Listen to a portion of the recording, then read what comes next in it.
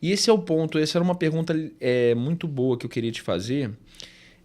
Para a pessoa que está começando, como é que ela faz para captar cliente? A dica que você daria para ela começar a captar cliente, ó, sair da faculdade e quero começar a trabalhar. Vamos dizer que eu vou botar a cara, eu vou abrir meu próprio escritório. Como é que eu consigo captar cliente? Hoje a gente tem uma assim, não vou dizer uma facilidade, mas, Sim. por exemplo, você não precisa ter o seu próprio escritório. Sim. Né? Porque, aliás, na pandemia, vários colegas fecharam o escritório, inclusive Sim. eu. Então, você tem os escritórios para atendimento dos escritórios compartilhados da OAB. Sim. Então, isso já é uma estrutura bem diferenciada do que foi antigamente, quando eu comecei, né?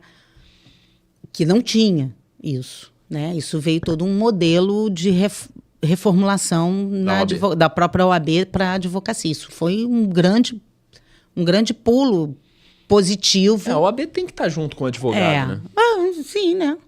E aí foi feito dessa forma. Então, você tem vários colegas que atendem nos escritórios compartilhados. Eu vejo isso. Né? Muitos colegas fecharam por falta de saber mexer com a tecnologia. Internet. Entra a questão do etarismo, entendeu? Tem os advogados analógicos como eu, que têm dificuldade, que é de uma geração que não tem tecnologia. Vocês já nasceram na tecnologia. Entendeu? Essa garotada já, né, tá aí, vem com chip. A gente não, a gente fica batendo tecla para aprender. Eu confesso que de vez em quando a coisa pega. Mas como você manuseia com uma certa frequência, você acaba... É tudo na repetição. Exatamente. E aí, isso também afastou o advogado da advocacia. Aqueles que não conseguiram se adaptar à tecnologia.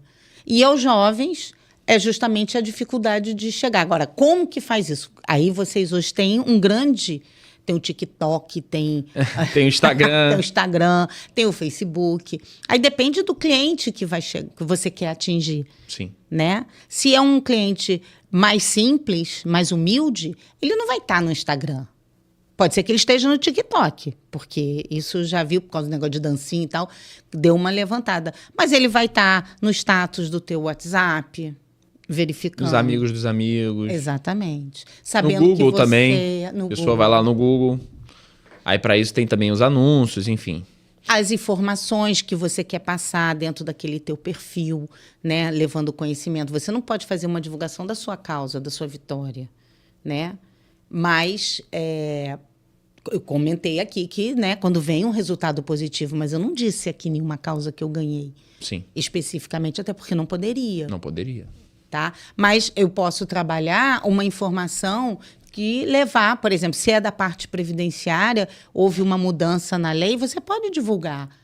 Mas não precisa chegar e falar assim, entra em contato comigo. Sim. Você não pode fazer isso de forma direta, né? Essa é a questão. Você pode... Aí você traz Nossa, aquele profissional... Né? Tem o cardzinho, tem uma informação. Então, essa é uma forma que você tem de divulgar o trabalho. E fora isso, é o boca a boca mesmo. É a família, é a comunidade. É fazer um bom trabalho, porque Isso o bom aí. trabalho vai se espalhando. Isso aí. E teve uma dificuldade muito grande da advocacia, na minha visão, assim, olhando hoje como anunciante, eu trabalho com anúncio online, eu trabalho como gestor de tráfego pago, e eu sempre, quando eu entrava em contato com algum cliente da área da advocacia, um possível cliente, sempre eles vinham com muito medo de anunciar, não, porque a OAB não deixa, a OAB não deixa, a OAB não deixa. E depois saíram alguns provimentos, tiveram algumas leis específicas que ainda não dão a liberdade que, na minha opinião pessoal, deveriam dar para o advogado anunciar, para o advogado fazer o seu marketing, mas que já dá para você fazer bastante coisa e que muitos escritórios grandes, que muita gente pequena que está começando, também está conseguindo captar os clientes por lá. Então, eu acho que tem muito do preconceito também do advogado de achar que não pode, ou talvez da falta de conhecimento, pode ser. Porque talvez não possa pagar um profissional como você para poder dar esse direcionamento. Esse direcionamento. Mas é muito importante. Eu acredito que hoje seja muito importante captar clientes para a internet, mas nada se compara, como você falou, a um trabalho bem feito e o boca a boca espalhando. Sim. Isso aí não resta a menor dúvida. Porque o teu atendimento é fundamental, a forma como você atende. Todo mundo gosta de ser bem recebido. Todo mundo gosta de ser ouvido. O advogado tem meio que esse quê de psicólogo também em determinado momento. Nossa, nem fala, a época que eu fazia parte de família era uma loucura. Entendeu? As pessoas falam que o direito de família são as novelas são as novelas. Mexicana. E é onde tem mais confusões, né? Sim, o processo da filhote, né? Porque você começa com o processo de divórcio, aí tem o de alimentos, daqui a pouco execução de alimento 1, execução de alimento 2, execução de alimento 3. Então, assim, são processos que vão dando filhotes. E aí eu confesso que eu não tenho mais estrutura para isso. Mas você advogou muito em família e você não advoga mais por conta disso? Eu faço assim... Eu acho que deve ser mais fácil de você se envolver emocionalmente com o cara. Muito! Nossa, o cliente entrava em contato, não tinha hora nem... É igual criminal. Não tem hora, não tem dia, não tem feriado, não tem dia santo. Te liga meia-noite, sim.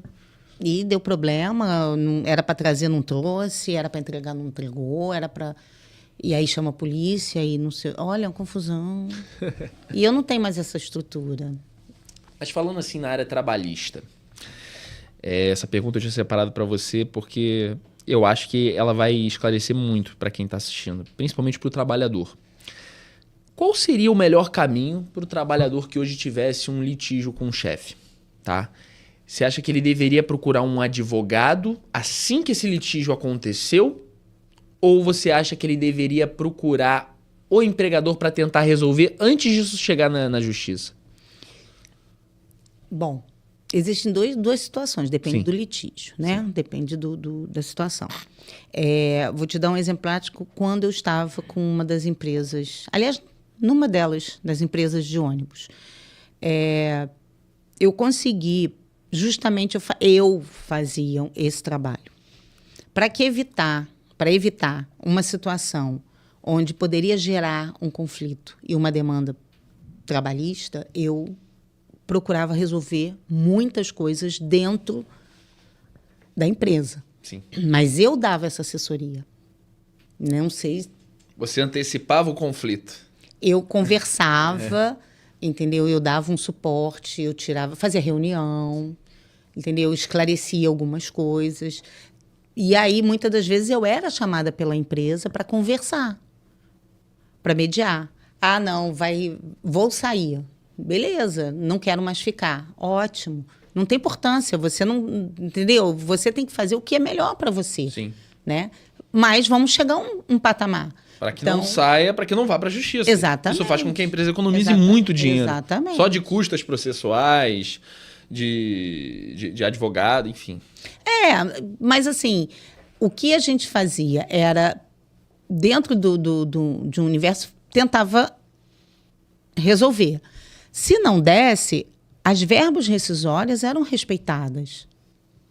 Ele recebia as verbas rescisórias, ia ser mandado embora, e ele ia discutir na justiça horas extras, dobra de... Entendeu? Coisas que ele achava que não estavam dentro do contra-cheque, dentro da coisa. Mas não permitia, pelo menos comigo, dentro dessas empresas, eu não permitia que a coisa chegasse a um extremo onde a pessoa ia sair sem nada.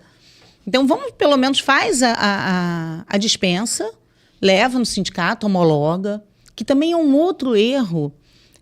Independente de eu estar... Vamos dizer assim, eu trabalhar com empresa, você não utilizar o sindicato para poder equacionar algumas situações.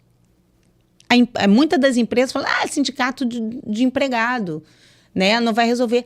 Não, você tem que pegar a convenção coletiva, olhar e trazer aquilo e fazer a negociação trazendo o sindicato. Porque você reduz...